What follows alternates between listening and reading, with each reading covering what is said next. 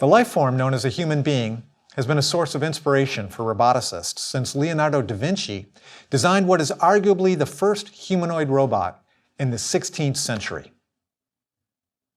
In spite of the great design, Leonardo doesn't appear to have built a working robot. He would have been hindered by the lack of electricity, electronic sensors and motors, and a digital electronic computer. All of these missing elements first came together in a mobile robot named Shaky. Shaky was a mobile robot built by researchers at the Stanford Research Institute from 1966 to 1972. This is the robot that Life magazine in 1970 heralded as the first electronic person. Now, Shaky doesn't look like Leonardo's humanoid, or any humanoid for that matter. Why the comparison then to humans? Well, Shaky had the ability to reason and plan with what was considered a brain-like machine, a digital electronic computer. In the controlled but real-world conditions of a laboratory, Shaky could successfully navigate, move through this world from one place to another, avoid objects, and, most impressively, adjust to changes in the world that it hadn't known about. Shaky could learn and update its plans. Key to this kind of thoughtful, deliberative navigation is a computer reasoning construct for our robotic controller that we call an internal world model. Model-based architectures are inspired by humans and our ability to visualize, plan, and simulate our actions before we undertake them. Some of the most important actions that we and our robots take are the goal-directed movements that we call navigation. If you use a world model to navigate, we call that model a map. In robotics, navigation is the most important problem that you must get your mobile robots to solve. How do you safely and efficiently get from point A to point B? Navigation is a fundamental example of movement with a purpose, and purposeful movement is at the heart of self-control and autonomy in mobile robots. There are different solutions to navigating depending on the workplace and the task of your robot. Shaky shows us that maps can be useful indoors, and modern robots working indoors often use maps too. Maps of floor plans, for example. And maps are also extremely helpful for sustained and long-distance navigation outside. Over the past 2,000 years, we humans have developed a whole set of formal rules for navigation. And navigation is not a trivial problem, even though we take it for granted thanks to computers and GPS systems that do the heavy lifting for us these days. Navigation begins with a seemingly simple question: where am I? Well, the trivial and not very useful answer to that is, I'm right here. No matter where you go, there you are. Now you need to know where you are relative to some reference position or landmark so that you can set a course to go where you want to go. In robotics, you can have your robot know where it is without using a map at all, provided that the workplace is structured, predictable, and confined. And here's how. You can set up a beacon so the robot can always return home, and this process is called homing. Homing is the ability to go out and get back where you started. And once you are back where you started, then you know where you are. And for robots, homing is important for returning from a mission or recharging your batteries. Let's watch Roomba home. I'm going to hit the cleaning button here. Roomba's going to get going here. Up, come on, Roomba. Let's start cleaning. And normally Roomba would move around the room doing what it's doing here. I'm going to actually hit the dock button. Now, its docking station is over here. And what's going to happen is Roomba is going to move around and look for that docking station. And it's detected the IR signal that's on our dock, and now it's going to maneuver into place. And it may take it a little while here. So Roomba is able to navigate without a map because it can sense the signal from that IR beacon that's on the dock. And using a beacon is an example of what we call landmark navigation. A beacon is one type of landmark that actively emits a signal. Perfect. The classic navigational beacon is a lighthouse. For Roomba, operating without an internal world model, all we need its computer code to do is read the intensity of the beacon's IR signal with its IR sensor and make adjustments to minimize the difference between the maximal value measured and the values that have just been measured. So this is an example of negative feedback control, where you minimize the error between a desired and an actual state in order to regulate your movements. Let's think about how we could use negative feedback control to make an algorithm to allow Roomba to navigate to its home beacon station with just a single IR sensor. Now, I always find it helps to work through these kinds of instructions by pretending to be the robot, okay? So let's be the robot. I'm going to pretend that my fist here is the IR sensor and that the homing beacon is over there, okay? So far, so good. Now, let's say that I measure the strength of the IR signal as 10 right at this minute. I move forward a little bit and to the right, and then I'm going to take another measurement. Now the signal strength is 8. If we take the difference between the two, between 10 and 8, and 10 is the maximum value I've taken so far, the difference is 2, obviously, and we call this the error term in control theory. But with only a single sensor, I don't yet know what that error tells me. Am I going too far to the right or too far to the left? Now we can see that I'm actually turning away, if I kept going, from the beacon to the right. But as a robot, I don't know that. John the robot needs more information. One way that robots, including Shaky, get more information is to move and see, or really sense, what happens. And this is called active perception, using your motion. So let me do that. I'll take one more step forward as I turn to the right. Now all that I know is that I've just moved to the right again, and now I measure an IR value here of 6. So the difference with the maximum value, which I measured over here, is 4, right? 10 minus 6. We're getting somewhere, literally and figuratively. I can compare the two errors that I just measured. And I calculate that the most recent error, 4, is actually greater than the earlier error, 2. So what's happening is the error is increasing. What else do I know? Well, because I kept track of how I was turning, I know that I was turning to the right and that movement, turning to the right, increased the error. So if the goal of negative feedback is to decrease the error, then I need to turn in the opposite direction. Now I turn to the left as I move forward and I measure 8 on my sensor. I've got a difference of 2. I compare this with the most recent error of 4 and find that turning to the left, I'm decreasing it. Perfect. I'm heading back towards the beacon. Look, Ma, I'm navigating. We've just created an algorithm, a set of instructions for navigating towards a beacon using just a single sensor.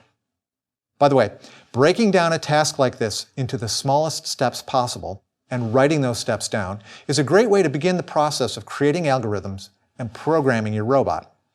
One of the most important tricks of this simple homing algorithm is that we had to know something about how we were moving. In this case, we were keeping track of which direction we were turning. This algorithm for homing is very similar to an algorithm for holding a compass heading. Obviously, we're using a compass as our navigational sensor here, and I have a compass right here. Like homing or docking, holding a compass heading is a very basic behavior in robot navigation. I'm going to be the robot again, and I'll hold this compass rigid to my body. I'm going to head, let's say, east here on my compass, and I'm going to close my eyes and take a step in what I think is the correct direction. One giant step for robotics, one small step for John. And what happens here? Am I still pointed in the right direction? Oops. Nope. I'm now heading at southeast here.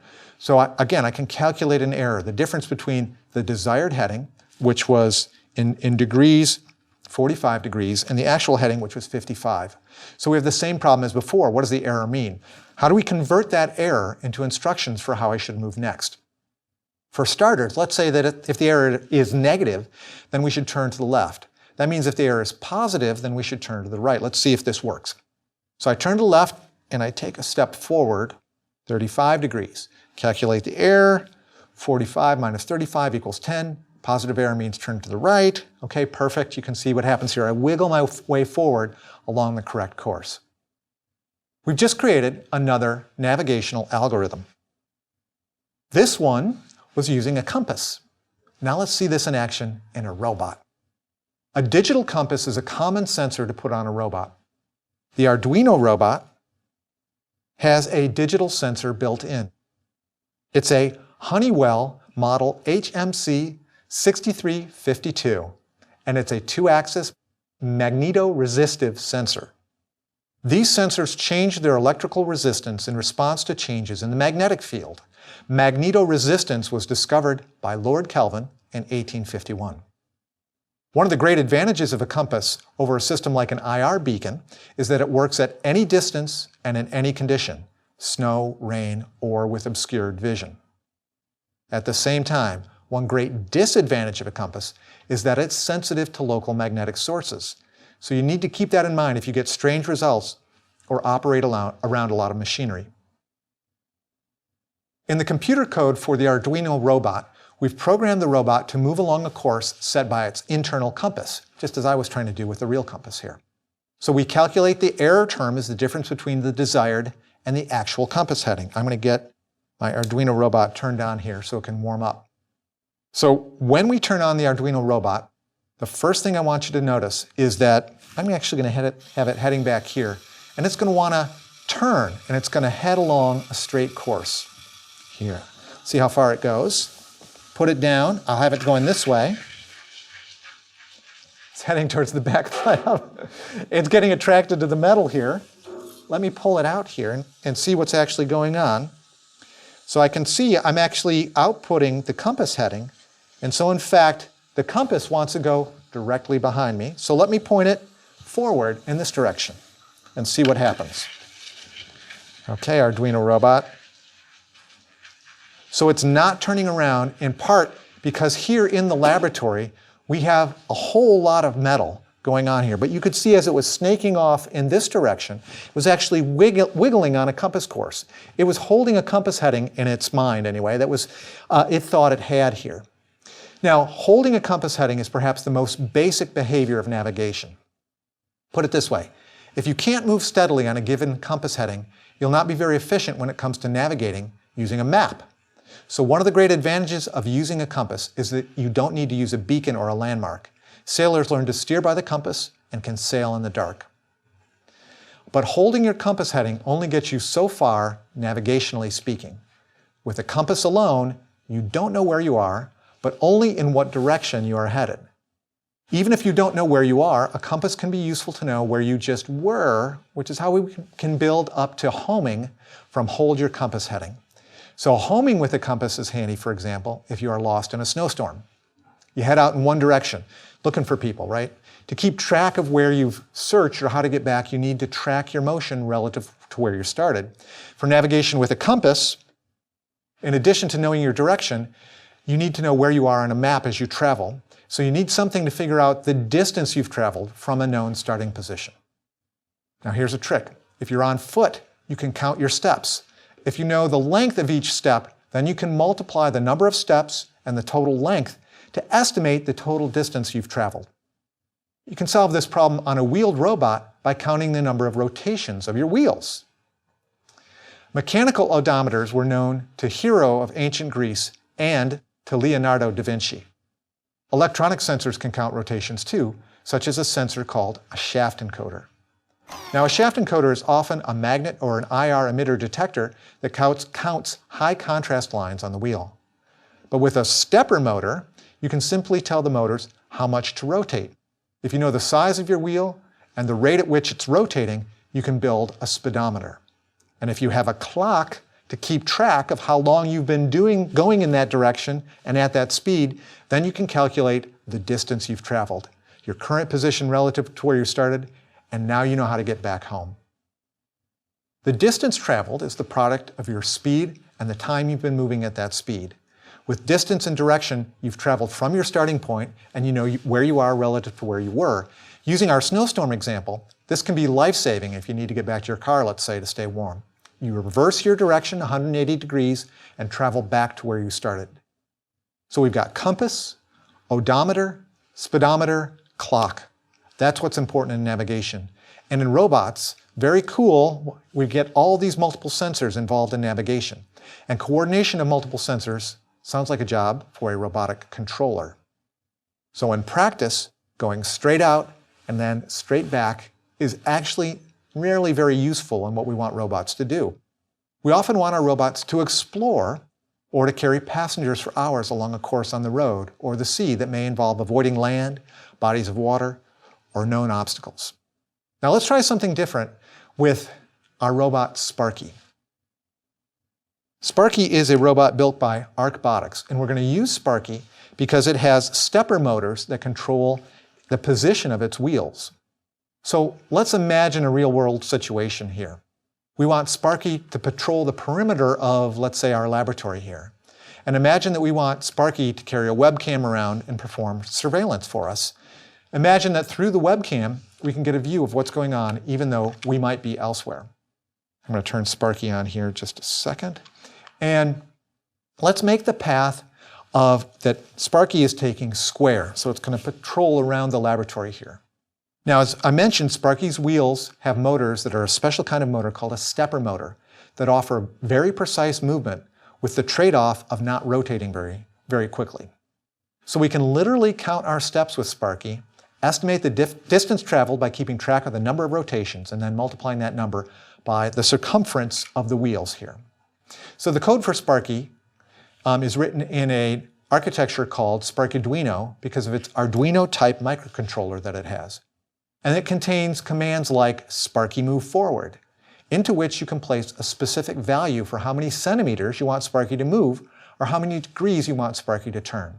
So this makes it easy to program a square patrol path.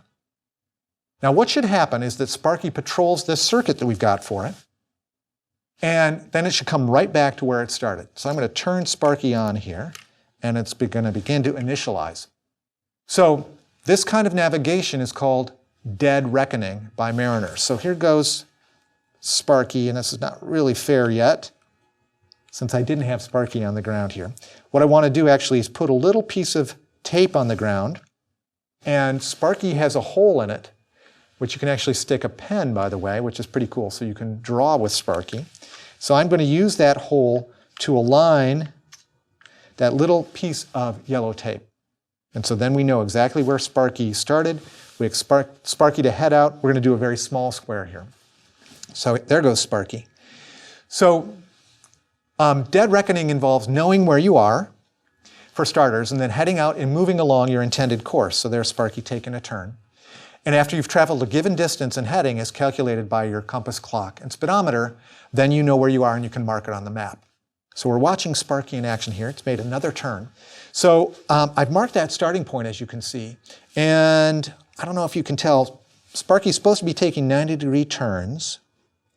And it's almost making 90-degree turns, but it's not quite coming back to where it started here.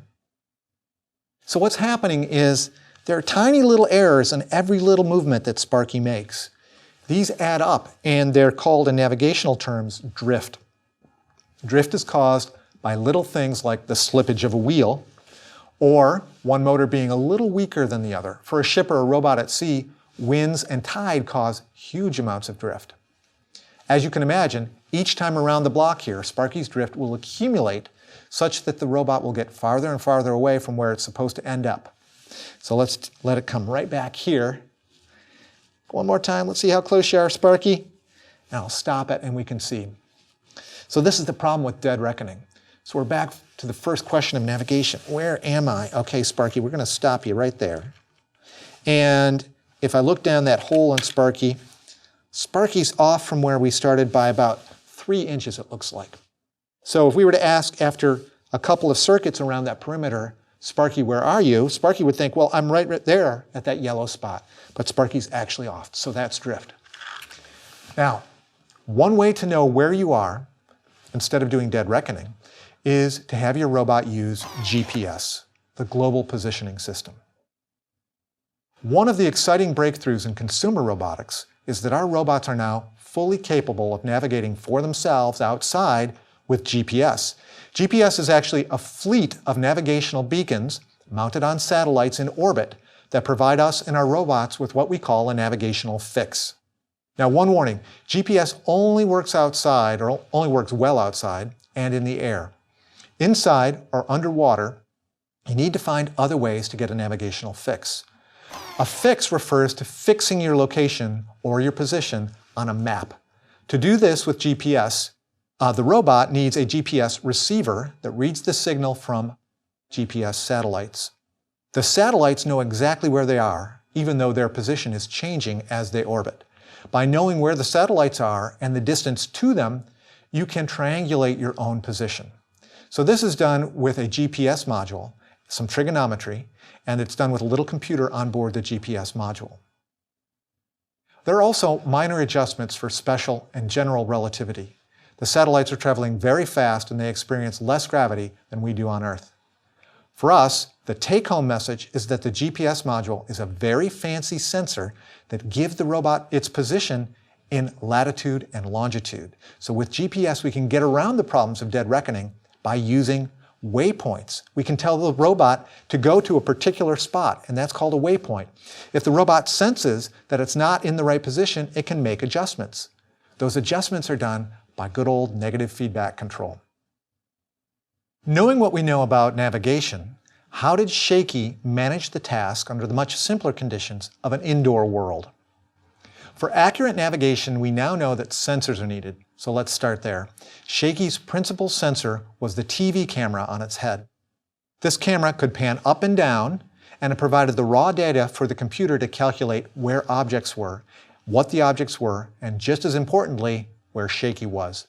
Shaky also had bump sensors and an optical rangefinder to help locate and identify objects. 2 stepper motors moved Shaky around with care and reasonable accuracy. So like our friend Sparky, Shaky had stepper motors. While Shaky had a small computer on board to help with communications and motor control, one big, literally big challenge for the SRI team was to give Shaky a computer that was powerful enough to hold in its memory a world model. The computer also had to take in data from the camera, perform calculations in order to update the world model, and then use the reason-based algorithms it had to plan Shaky's next set of movements. So where was Shaky's main controller? Well, at the time, in the late 1960s, powerful digital computers were large and heavy, the size of a bank of industrial refrigerators filling a good-sized room. The final version of Shaky used a Digital Equipment Corporation PDP-10/PDP-15 mainframe. Because this mainframe was too big to carry around to serve as the controller of Shaky on board, the two, the robot and the computer, had to be in constant radio communication. Shaky collected information about its position in the world and then sent that information to the mainframe via the radio link. Acting as the controller in the sensor-actuator loop, the mainframe's job was then to update the world model, create a new plan of action to achieve its navigational goal, and finally, send the instructions back to Shaky for how to rotate those stepper motors driving the wheels and ultimately how to move Shaky. So because it took time to collect information, send it to the mainframe, perform the calculations, and then send the instructions back, Shaky moved in a series of short, choppy steps. And each time it stopped, its camera-headed tower shook, hence its name. First things first, Shaky clearly navigates successfully around an object. So far, so good.